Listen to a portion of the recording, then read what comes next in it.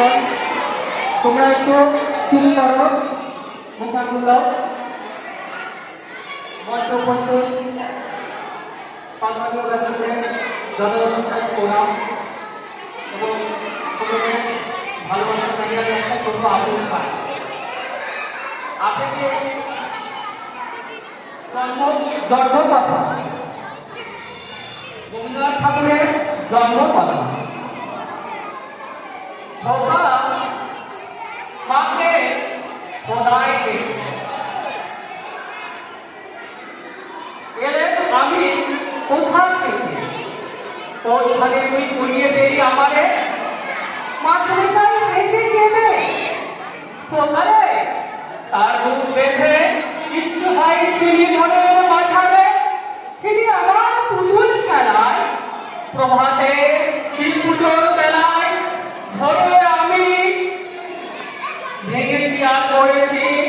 তুই আমার ঠাকুরের স্বরে ছিলি পূজার সিংহাসনে তারি পূজার তোমার পূজা করেছি আমার চিরকালের আশায় আমার সকল ভালোবাসায় আমার মায়ের দিদি মায়ের পড়ানে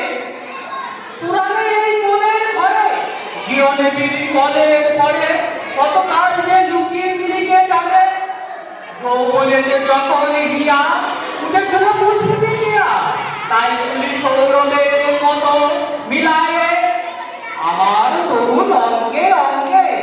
জড়িয়েছিলি সঙ্গে সঙ্গে তোর লাবণ্য কমলতা বিলায়ে সব দেবতার আলোয়ের ধন নিত্যকালের তুই পুরাতন তুই প্রভাতের আলোর সমবয়সী তুই জগতের স্বপ্ন হতে এসেছিস আনন্দ স্রোতে